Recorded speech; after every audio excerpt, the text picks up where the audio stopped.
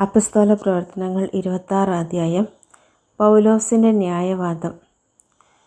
അഗ്രിപ്പ പൗലോസിനോട് പറഞ്ഞു, സ്വപക്ഷം വാദിക്കാൻ നിന്നെ അനുവദിക്കുന്നു. അപ്പോൾ പൗലോസ് കൈകൾ നീട്ടിക്കൊണ്ട് വാദിച്ചു തുടങ്ങി. അഗ്രിപ്പ രാജാവേ, യഹൂദന്മാർ എൻ്റെ മേൽ ചുമത്തുന്ന ആരോപണങ്ങൾക്കെതിരായി നിൻ്റെ മുമ്പിൽ ന്യായവാദം നടത്താൻ സാധിക്കുന്ന ഒരു ഭാഗ്യമേ ഞാൻ കരുതുന്നു. യഹൂദരുടെ ഇടയിലുള്ള ആചാരങ്ങൾ, വിവാദങ്ങൾ നിനക്ക് സുപരിചിതമാണല്ലോ. അതിനാൽ എൻ്റെ വാക്കുകൾ ക്ഷമയോടെ കേൾക്കണമെന്ന് അപേക്ഷിക്കുന്നു. എൻ്റെ ജനത്തിൻ്റെ ഇടയിലും ജെറുസലേമിലും ചെറുപ്പം മുതൽ ഞാൻ ജീവിച്ചത് എങ്ങനെയെന്ന് എല്ലാ യഹൂദർക്കും അറിയാം. ഞാൻ ഞങ്ങളുടെ മതത്തിലെ ഏറ്റവും കർക്കശ വിഭാഗത്തിൽപ്പെട്ട ഫരിസേയനായിട്ടാണ് വളർന്നതെന്നും വളരെ കാലമായി അവർക്ക് അറിവുള്ളതാണ്. മനസ്സുണ്ടെങ്കിൽ അത് സാക്ഷ്യപ്പെടുത്താനും അവർക്ക് സാധിക്കും. ഇപ്പോൾ ഞാൻ ഇവിടെ പ്രതികൂട്ടി നിൽക്കുന്നതാകട്ടെ, ഞങ്ങളുടെ പിതാക്കന്മാരോട് ദൈവം ചെയ്ത വാഗ്ദാനത്തിൽ ഞാൻ പ്രത്യാശ വച്ചതുകൊണ്ടാണ്. ഞങ്ങളുടെ 12 ഗോത്രങ്ങളും രാത്രിയും പകലും തീക്ഷ്ണതയോടെ ആരാധന അർപ്പിച്ചുകൊണ്ട് ഈ വാഗ്ദാനം പ്രാപിക്കാമെന്ന് പ്രത്യാശിക്കുന്നു.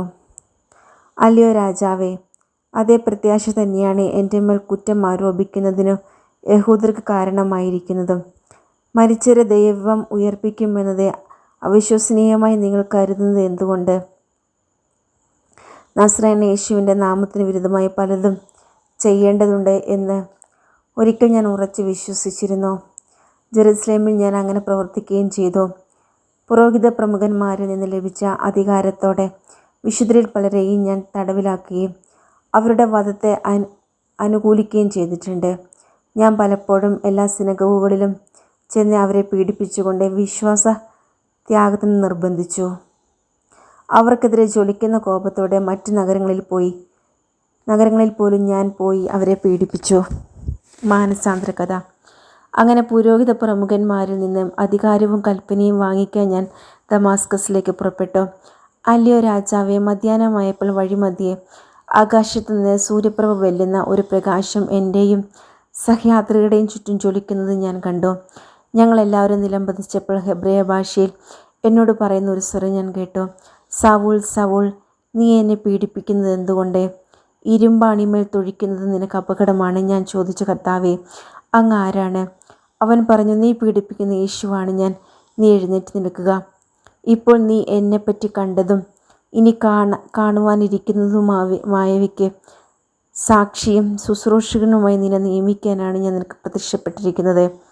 നിന്നെ ഞാൻ നിന്റെ ജനത്തിൽ നിന്നും വിജാതീയരിൽ നിന്നും രക്ഷിച്ച് അവരുടെ അടുക്കിലേക്ക് അയക്കുന്നു.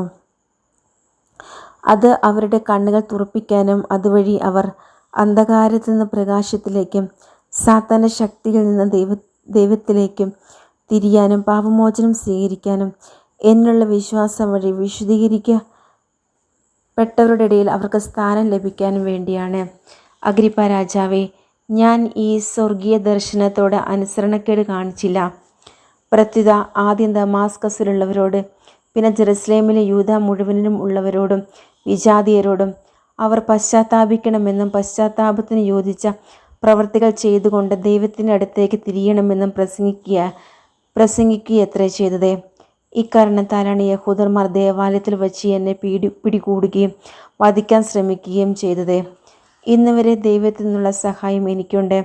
അതുകൊണ്ട് തന്നെയാണ് വലിയവരുടെയും ചെറിയവരുടെയും മുമ്പിൽ സാക്ഷ്യം നൽകിക്കൊണ്ട് ഞാൻ ഇവിടെ നിൽക്കുന്നതും. ക്രിസ്തു പീഡനം സഹിക്കണമെന്നും മരിച്ചവരിൽ നിന്ന് ആദ്യം ഉയർത്തെഴുന്നേറ്റവനായി ജനത്തോടും വിജാതീയരോടും പ്രകാശത്തെ വിളംബരം ചെയ്യണമെന്നും പ്രവാചകന്മാരും മോശയും പ്രവചിച്ചിട്ടുള്ളതല്ലാതെ മറ്റൊന്നും തന്നെ ഞാൻ പ്രസംഗിക്കുന്നില്ല. ശ്രോതാക്കളുടെ പ്രതികരണം. അവനിങ്ങനെ ന്യായവാദം നടത്തിക്കൊണ്ടിരിക്കുമ്പോൾ ഫെസ്തുസ് ഉച്ചത്തിൽ വിളിച്ചു പറഞ്ഞു, പൗലോസ്, നിനക്ക് ഭ്രാന്താണ്. നിന്റെ വലിയ വിജ്ഞാനം നിനക്ക് ഭ്രാന്തനാക്കുന്നു. പൗലോസ് പറഞ്ഞു, അഭിവന്ദനായ ഫെസ്തുസ്, ഞാൻ ഭ്രാന്തനല്ല, സുബോധത്തോടെ സത്യം പറയുകയാണ്. രാജാവിന് ഇക്കാര്യങ്ങൾ അറിയാം. ഞാൻ അവനോട് തുറന്നു പറയുകയാണ്. ഇവയിലൊന്നുപോലും അവൻ്റെ ശ്രദ്ധയിൽ പെടാതിരുന്നിട്ടില്ലെന്ന് എനിക്ക് ബോധ്യമുണ്ട്. എന്തെന്നാൽ ഇത് ഒഴിഞ്ഞ കോണിൽ സംഭവിച്ച കാര്യമല്ല. അഗ്രിപ്പ രാജാവേ, നീ പ്രവാചകന്മാരെ വിശ്വസിക്കുന്നില്ലേ? ഉണ്ടെന്ന് എനിക്കറിയാം. അപ്പോൾ അഗ്രിപ്പ പൗലോസിനോട് പറഞ്ഞു, എളുപ്പത്തിൽ എന്നെ ക്രിസ്ത്യാനിയാക്കണമെന്നാണോ പൗലോസ് പറഞ്ഞു? എളുപ്പത്തിലോ അല്ലാതെയോ നീ മാത്രമല്ല, ഇന്ന് എൻ്റെ വാക്ക് കേട്ടുകൊണ്ടിരിക്കുന്ന എല്ലാവരും ഈ ചങ്ങലയുടെ കാര്യത്തിലൊഴികെ എന്നെപ്പോലെ ആകണമെന്നാണ് ഞാൻ ദൈവത്തോട് പ്രാർത്ഥിക്കുന്നത്.